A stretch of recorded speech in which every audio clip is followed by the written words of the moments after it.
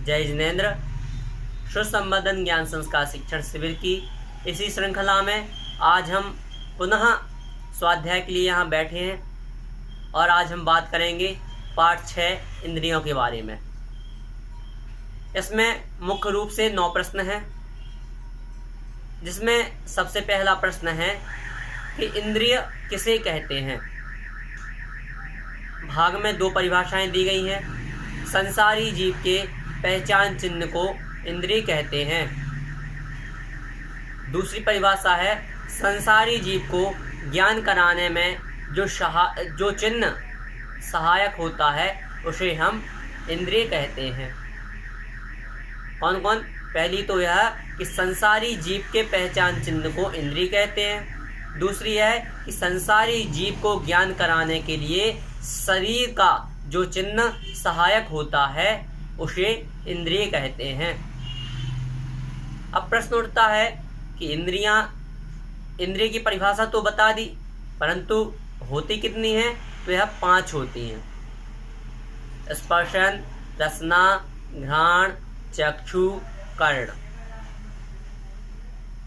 स्पर्शन अर्थात जो हमारी त्वचा है, अर्थात जो पूरा शरीर है, इसे हम स्पर्शन कहेंगे। रसना जो हमारी जिह्वा है, जीव है, इसे रसना। घ्राण हमारी नासिका, नाक को हम घ्राण कहेंगे। चक्षु आँखों को चक्षु। कर्ण कानों। इस प्रकार हम 5 इंद्रियों को जानते हैं। अब इनकी परिभाषा क्या है? तो सबसे पहले स्पर्शन इंद्रिय की परिभाषा को हम जानते हैं। स्पर्शन इंद्रिय किसे कहते हैं? जिसके छू जाने से हल्का भारी, रूखा चिकना, कड़ा नरम और ठंडा गरम, इन 8 चीज़ों का ज्ञान होता है। 8 चीज़ें हम टुकड़ों में याद कर सकते हैं। 2-2 का जोड़ा बना रहे। हल्का भारी, रूखा चिकना, कड़ा नरम और ठंडा गरम। इस प्रकार से हम बहुत अच्छे से इसे याद कर सकते हैं। हल्का क्या है? तो जैसे रुई क्या होती है? हल्की होती है। भारी पत्थर, हल्का भारी, या कोई लोहे का कोई भी सामान्य जो भी भारी चीज़ है उसे उदाहरण में हम ले सकते हैं। रूखा चिकना, रूखी बालू, चिकना संगमरमर। रूखा चिकना। अब है कड़ा नरम। कड़ा हो गया पत्थर, कड़क होता है, ठोस होता है, ठोस चीज़ कड़ा। नरम, नरम जैसे रबर होती है, रबर को हम दबा नरम। और ठंडा गरम, ठंडा बर्फ और गरम आग। इस प्रकार से जानना चाहिए।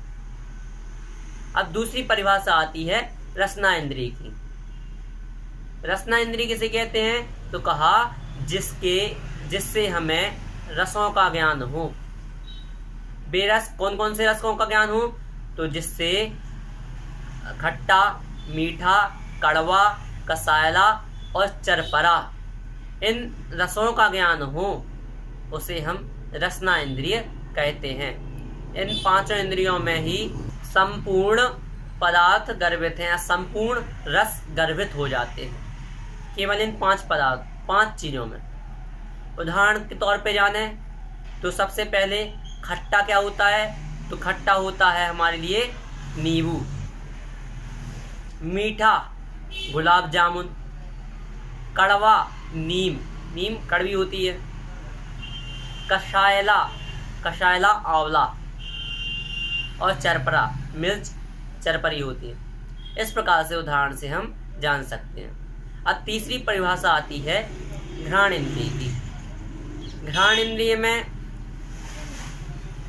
हम केवल 2 चीज़ों को जानते हैं। एक तो जानते हैं सुगंध को, दूसरी दुर्गंध को। इसके केवल 2 भेद हैं। तो इसकी परिभाषा होगी जिसके द्वारा हम गंध का आभास करते हैं, उसे हम घ्राण इंद्रिय कहते हैं। या जिसके द्वारा हम सूंघते हैं, उसे हम घ्राण इंद्रिय कहते हैं। और यह गंध या यह सुगंध यह गंध दो प्रकार की होती है, सुगंध और दुर्गंध। इस प्रकार से जानना चाहिए। इसके उदाहरण को जाने तो जैसे फूल आदि जो है उनमें क्या है, बहुत अच्छी खुशबू आती है, लेकिन जो सड़े गले पदार्थ हैं उनमें हमें बदबू आती है, उनमें हमें दुर्गंध आती है। अब चौथी इंद्रिय जो है वह है चक्षु इंद्रिय। तो चक्षु इंद्रिय के द्वारा हम तरह तरह के रंगों को जान सकते हैं। इसकी परिभाषा क्या बनेगी, जिसके द्वारा हम काला, पीला, नीला, लाल, सफ़ेद इन रंगों को और इनसे मिले हुए जितने भी रंग हैं उन सभी रंगों का जो हमें ज्ञान होता है वह हमें चक्षु इंद्रिय के द्वारा होता है, अथवा इन 5 रंगों का या इन 5 रंगों से मिले हुए जितने भी रंग हैं उन रंगों का जो हमें ज्ञान कराता है उसे हम चक्षु इंद्रिय कहते हैं।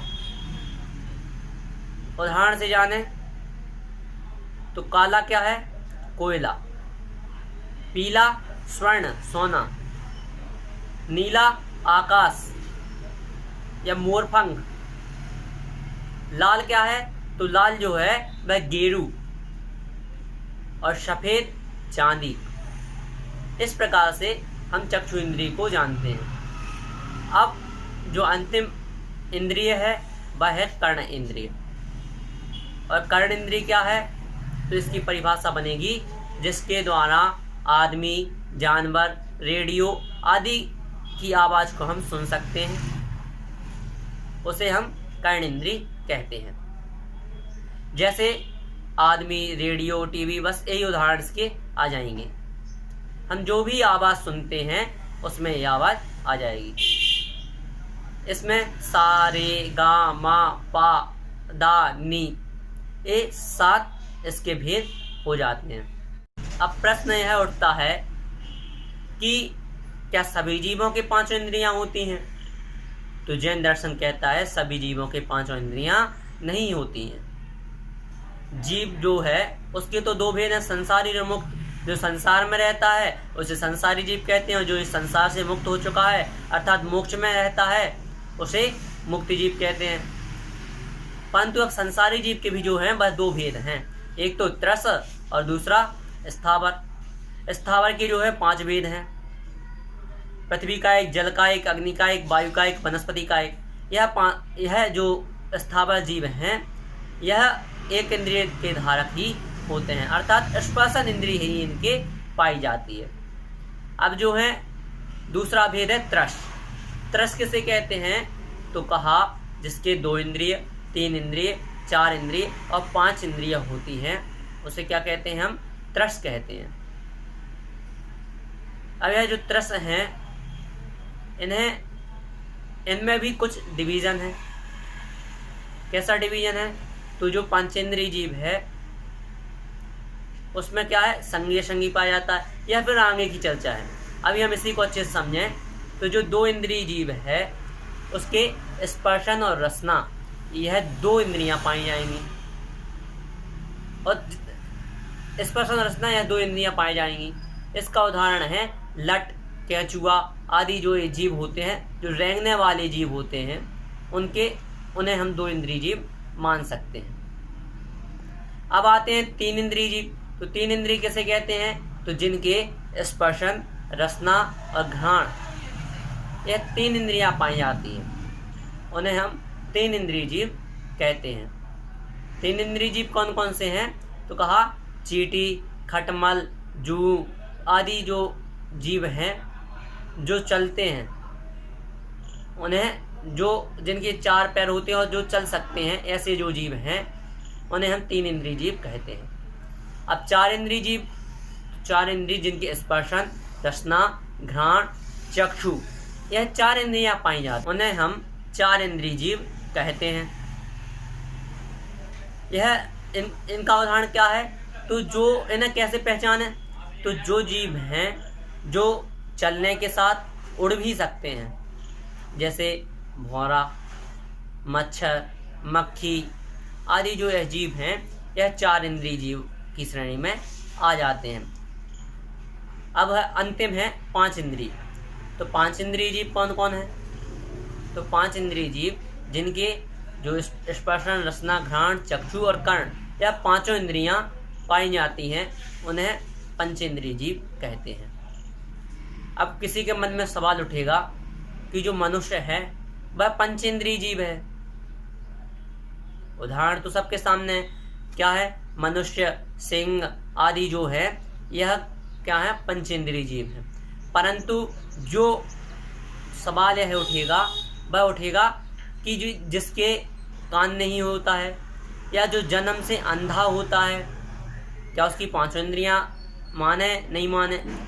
तो उसकी 5 इंद्रियां ही हमें मानना होंगी, क्योंकि जो आँख है उसके किसी कर्म की वजह से गई है, लेकिन जो आंतरिक रूप से है उसकी आँख का काम उसका होता रहता है। अब बात करें कि पंचेंद्रिय जीव जो हैं तो इनके क्या और भेद हैं। तो अभी जो बताया था कि संगी असंगी या सैनी असैनी, इसके इस प्रकार से 2 भेद हैं, संगी असंगी। इतने ही हम सैनी असैनी भी कहते हैं। तो सबसे पहले आता है संगी। तो संगी किसे कहते हैं? जो शिक्षा और उपदेश ग्रहण कर सकता है उसे हम संगी कहते हैं।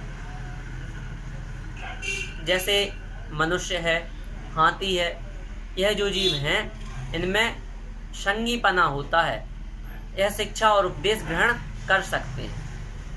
परंतु दूसरा जो भेद है वह है असंगी। जो शिक्षा और उपदेश नहीं ग्रहण करते उन्हें असंगी कहते हैं। वह कौन कौन है? तो कोई जैसे तोता होता है वह असंगी होता है, जल सर्प है आदि जो ऐसे जीव हैं जो शिक्षा उपदेश ग्रहण नहीं कर सकते वह असंगी की श्रेणी में आते हैं। अब हम बात करेंगे इसके अलावा एक और जैन दर्शन भेद करता है कि विकलत्रय जीव, 2 इंद्रिय, 3 इंद्रिय और 4 इंद्रिय जीवों को विकलत्रय कहा जाता है। विकलत्रय जीव अर्थात 2 इंद्रिय, 3 इंद्रिय, 4 इंद्रिय, साथ में 1 इंद्रिय जीव को अथवा स्थावर जीव को हम असंगी ही मानते हैं, अर्थात यह नियम से असंगी ही होते हैं। मनुष्य, देव और नारकी ये तीनों नियम से संगी ही होते हैं। अब रही बात त्र्यंचों की, तो जो पंचेंद्रिय त्र्यंच है, त्र्यंचों में भी कौन? पंचेंद्रिय त्र्यंच। त्र्यंच जो पंचेंद्रिय हैं उन पंचेंद्रिय त्र्यंचों में यह 2 भेद पाए जाते हैं, संगी और असंगी। उनमें कुछ संगी होते हैं, कुछ असंगी होते हैं। इस प्रकार से जानना चाहिए। हमने इस पाठ में बहुत ही अच्छी प्रकार से जाना कि कौन सा जीव किस प्रकार से किस इंद्रिय का धारक होता है, वह इंद्रिय क्या कार्य करती है, उससे हमें किसका अनुभव होता है, किस चीज़ का अनुभव होता है, यह सब बहुत ही अच्छी प्रकार से जाना। इसके अलावा यदि आपकी कोई और जिज्ञासा होती है, किसी प्रकार से आप कोई प्रश्न उठता है, तो आप हमसे पूछ सकते हैं। YouTube चैनल पर भी आप हमें कमेंट कर सकते हैं, अथवा हमें व्हाट्सएप के माध्यम से भी आप सूचित कर सकते हैं। आपकी जिज्ञासा का समाधान पूर्ण रूप से किया जाएगा। जय जिनेंद्र।